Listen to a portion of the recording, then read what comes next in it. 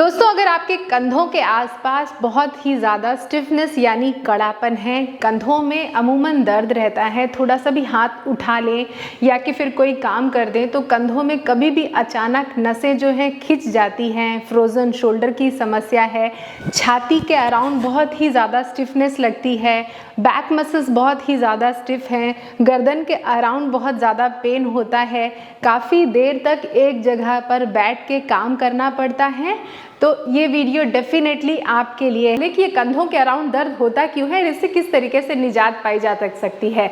तो कंधों के अराउंड दर्द या शरीर के किसी भी हिस्से में दर्द जो है स्टिफनेस के कारण होता है, जब हमारी लाइफस्टाइल इस तरीके से होती है कि हमारी बॉडी में जो मूवमेंट है बहुत ही लिमिटेड होता है, यानी कि बस सुबह उठे, बेड से उठे, ऑफिस गए, अपनी कार में बैठ के ऑफिस में काम किया, वापस आए, डिनर किया और सो गए।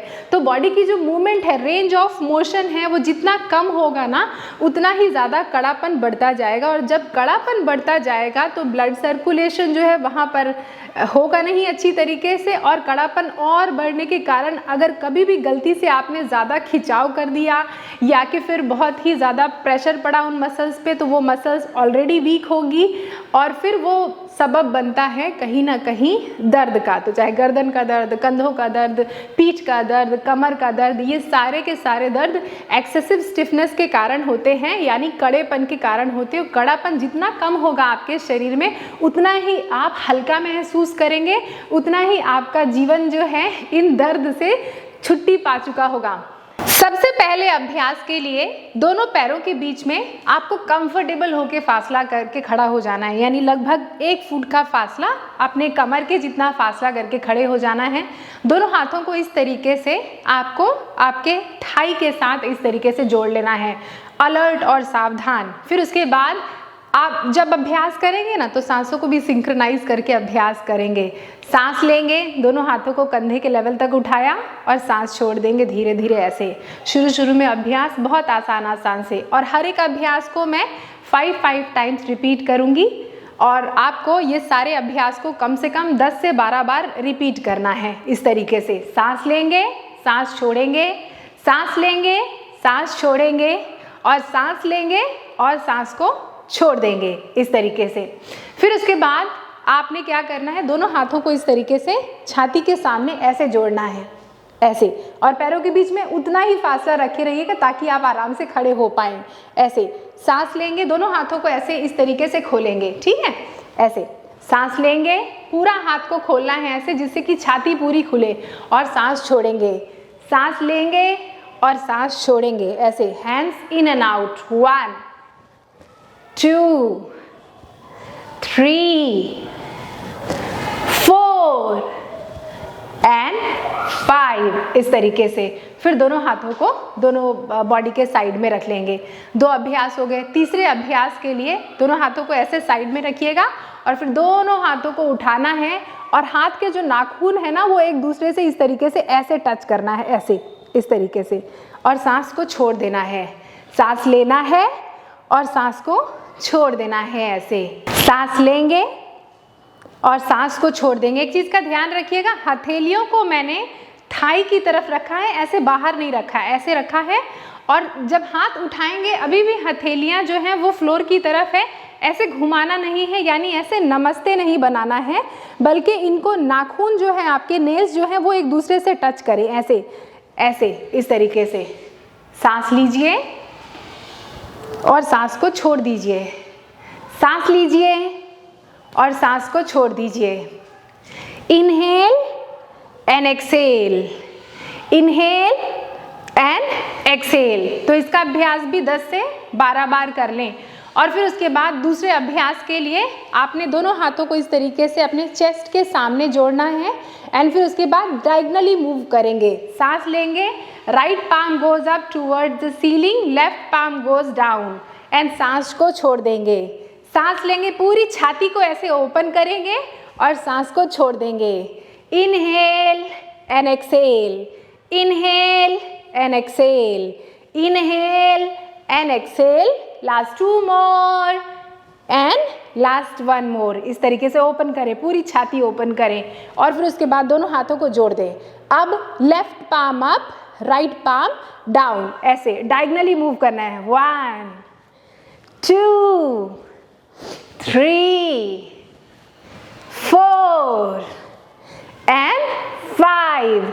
तो इस तरीके से आप डायगनली जब मूव करेंगे तो आप देख रहे हैं कि कितना अच्छा हर एक डायरेक्शन में, ऊपर नीचे, ओपन क्लोज, और डायगनली मूव कर लिया अभ्यास को। अब क्या करेंगे, दोनों हाथ की उंगलियों को एक दूसरे के साथ फंसाएंगे और दोनों हाथों को छत की तरफ टर्न कर देंगे और अपने एड़ियों और अंगूठों को जोड़ने के बाद ताड़ासन स्ट्रेच करेंगे इस तरीके से, stretch stretch stretch stretch stretch stretch stretch stretch stretch, और फिर हील्स को डाउन कर देंगे।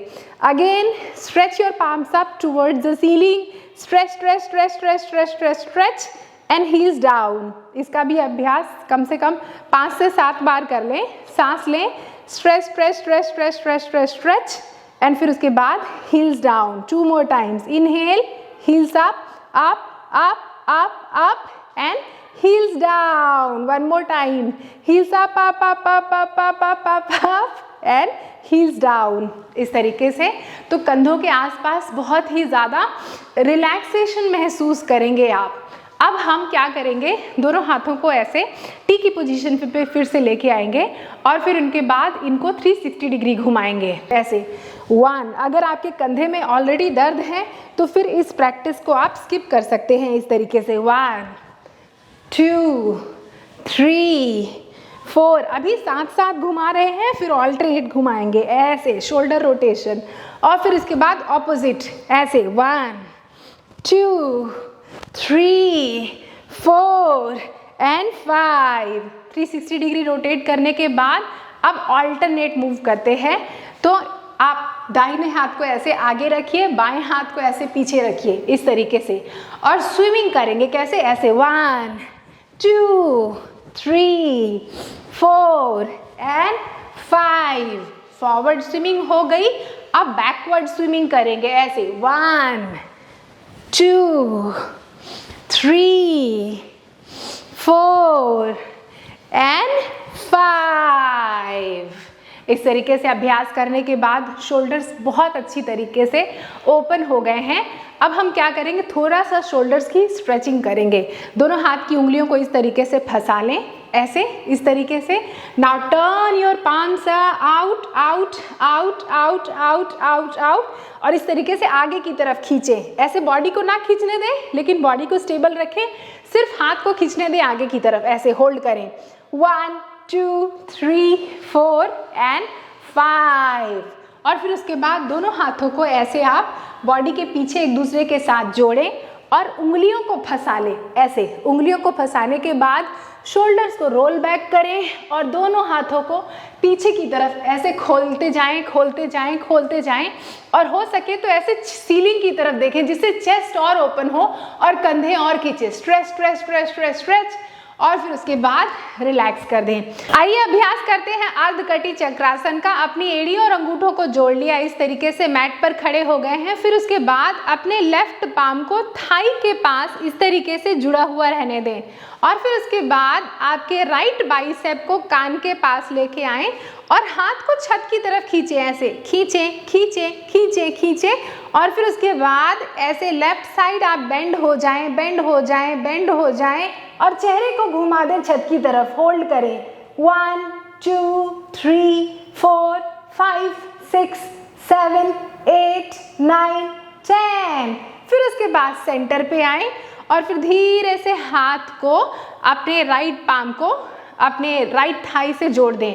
इसी अभ्यास को लेफ्ट साइड करेंगे। धीरे से अपने हाथ को, लेफ्ट हाथ को छत की तरफ उठाया उठाया उठाया, और हाथ को पहले खींचा छत की तरफ, खींचा खींचा खींचा, और फिर उसके बाद धीरे से राइट साइड ऐसे बेंड हो गए, चेहरे को घुमा दिया छत की तरफ। होल्ड करें।